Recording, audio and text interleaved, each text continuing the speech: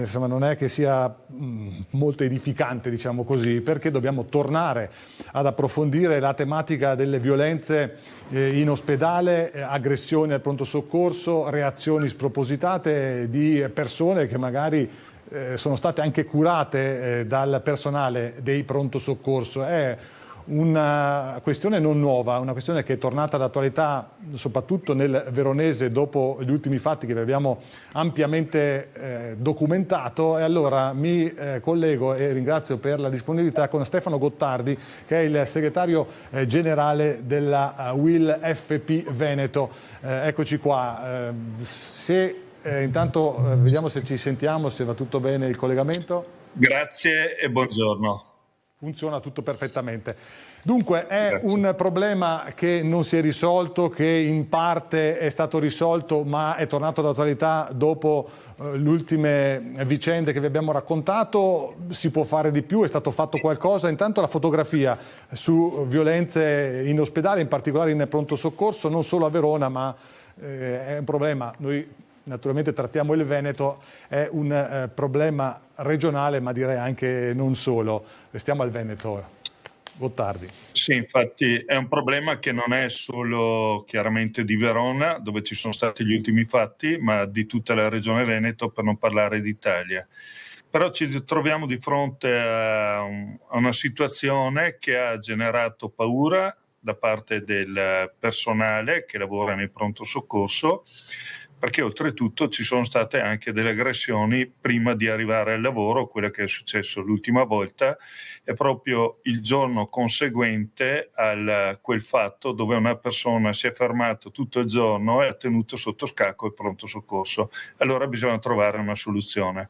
Noi abbiamo chiesto l'istituzione di un tavolo dove vogliamo partecipare per rappresentare i lavoratori, quelle che sono le loro esigenze. Purtroppo questi tavoli vengono fatti, ma partecipano le istituzioni con la politica e noi non ci arriviamo. Allora qualcosa c'è da fare di sicuro. Quello che chiediamo noi... La interrompo un attimo perché per far capire che ci sta seguendo, stiamo vedendo delle immagini di repertorio, non sono riferite all'ultimo episodio, ma a problematiche che negli anni si sono anche ripetute. Stiamo vedendo anche l'intervento della polizia al pronto soccorso, in questo caso di Borgo Roma. Diciamo che, certo, parliamo di sicurezza, parliamo di aggressioni, di reazioni spropositate, è anche un problema sociale, perché l'ultima persona conosciutissima dalle forze dell'ordine in pratica viveva al pronto soccorso e metteva in scacco anche gli operatori, se ne stava lì, era diventata un po' la sua casa, il suo giaciglio. Se apriamo un po' questo aspetto, è una mancanza che noi abbiamo sul territorio. Sul territorio, per quanto riguarda i servizi sociali e i servizi sanitari, come sapete, si deve costruire questa nuova struttura, queste nuove strutture che non abbiamo ancora, e succede che quando una persona è in difficoltà, come questo dal punto di vista di uso di sostanze o psichiatrici, poi si insediano all'interno di queste strutture e non le mollano, o in ospedale e poi vanno a finire nel pronto soccorso. E che nel pronto soccorso noi abbiamo tantissimi cittadini che si rivolgono lì perché non trovano risposta sul territorio. Quando una persona è in difficoltà va al pronto soccorso, infatti ci sono moltissimi codici bianchi e verdi. Allora il personale è già stressato da questo perché ha tutti gli accessi lì, poi ci troviamo queste persone che mettono in difficoltà, non gli permettono di lavorare e devono lasciare quello che stanno facendo, il cittadino non ha servizio e devono prestare attenzione a queste persone. Allora è chiaro che è necessario trovare una soluzione. La soluzione qual è?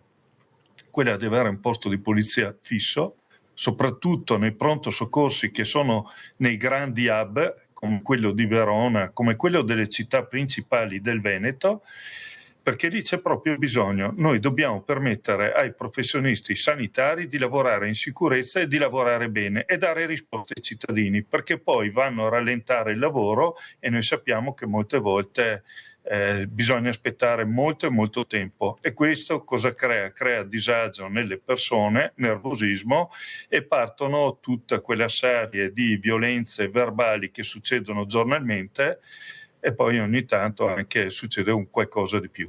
quindi c'è una richiesta d'aiuto. Ecco, commentando invece queste immagini che risalgono all'anno scorso, era stata presentata questo sistema anti-aggressione. Sono soluzioni che aiutano, che servono a poco? Qui in pratica ogni operatore ha questo dispositivo, in situazioni così rischiose o anche proprio di aggressioni vere e proprie può far scattare questo allarme, che però non è collegato poi con la centrale delle forze dell'ordine. Sono soluzioni che aiutano oppure no, secondo lei?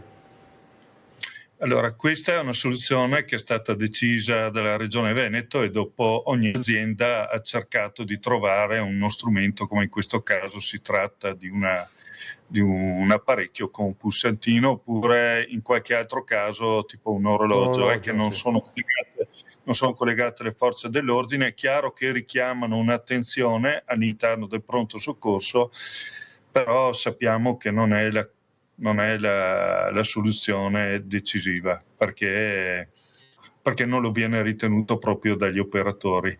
Quello che servirebbe è proprio un posto di polizia. Poi un'altra cosa che, se mi permette, che riguarda i lavoratori che ci hanno chiesto, sulle divise hanno nome e cognome. E purtroppo questo ormai sta generando anche un problema, perché se questi aspettano il professionista che va al lavoro e lo possono anche trovare sui social e magari capire dove può abitare. Allora, la cosa che noi abbiamo già chiesto è che sulle divise degli operatori ci sia un codice, un numero, che se io devo denunciare un operatore sanitario perché non ha fatto il suo dovere, lo posso denunciare, ma non il nome e cognome, perché con queste situazioni, come sta degenerando, è un'altra cosa che non viene capita. Certo. Insomma. Va bene, grazie segretario, naturalmente ci aggiorneremo se ci saranno novità in questo senso. La ringrazio comunque per queste importanti precisazioni su un argomento molto sentito, un problema ancora